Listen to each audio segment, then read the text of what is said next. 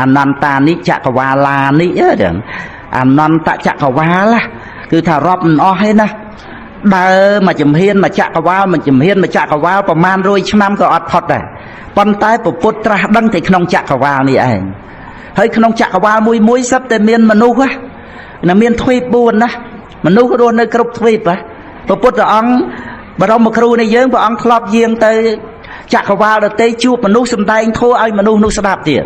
នៅក្នុងអត្តកថាមហាសីនិតសូត្រទាំងប៉ុន្តែមនុស្សចក្រវាលដទៃអត់អាចសម្រេចមគ្គផលទេហើយព្រះអត្តថាសួរថាអញ្ចឹងពុទ្ធសំដែងធម៌ទៅអីដើម្បីឧបនិស្ស័យ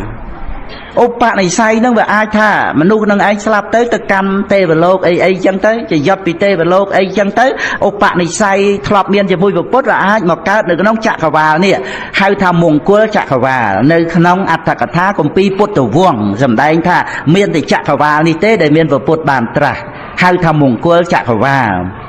នឹងឯងហើយ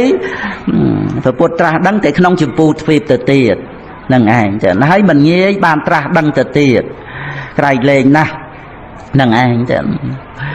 ហើយស្រាប់តែពុទ្ធបរិស័ទយើងហ្នឹងបានមកកើតនៅចក្រវាលហ្នឹងហើយឥឡូវបានជួបពុទ្ធសាសនាហ្នឹងអញ្ចឹងបានដីថាគៀកកាត់ចិត្តមគ្គផលមែនទេណាចឹងឲ្យពុទ្ធបរិស័ទយើងប្រឹងប្រែងដើម្បីនឹងរក្សានៅគុណតម្លៃក្នុងបរតនត្រ័យហ្នឹងហើយ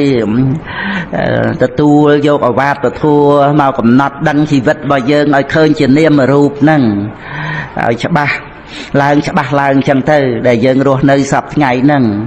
ចេះតែចាប់យកបាល់មុខមាត់ដៃជើងនឹងមកធ្វើជាខ្លួនយើងធ្វើអីវាជាសម្បុកនៃរោគនឹងឯងដែរបច្ច័យតាក់តែងមកចម្រើនដោយជាតិបាយនំចំណីកបលង្ការាហាហ្នឹងជាគំនួរនៃអាហារទេសមោសយ៉ាងគឺថាជាបាច់ឆ្អឹង300កំណាត់តូចធំវែងខ្លីចងរឹតទៅដោយសរសៃបិទបោកលាបទៅដោយសាច់ឈាមពះទៅដោយស្បែកពេញទៅដោយរបស់មិនស្អាតជាទីធ្លាក់ចុះនៃកិលេសសពគ្រប់ទាំងអស់ហើយគ្រាន់តែវិញ្ញាណដឹងអារម្មណ៍ប៉ុណ្ណឹងកាលណាបើវិបស្សនាចែកវិញ្ញាណដាច់ពីរូបទៅវិញ្ញាណនឹងមានស្រីមានប្រុសអីហើយអត់ស្រីអត់ប្រុសវាមានជាអត្តាទូខ្លួនសត្វបុគ្គលអីកាលណាបើវិញ្ញាណនឹងឯងប្រកបជាបរមត្តដឹងអារម្មណ៍ហើយរលត់ទៅអញ្ចឹងយើងមានបានប្រកម្មវិញ្ញាណនឹងជាខ្លួនយើងឯណាហើយបើអត់មែនជាខ្លួនយើងទេវាបញ្ហាអីជាមួយអារម្មណ៍ក្នុងលោកហ្នឹងយើងចាំបាច់ទៀមទាយូរអីចេះតែចង់បានរបស់នេះចង់បានរបស់នោះហើយអត់បានមកកំណត់ដឹងថាស្អីជាយើងអ្នកបានហ្នឹងវិញ្ញាណដឹង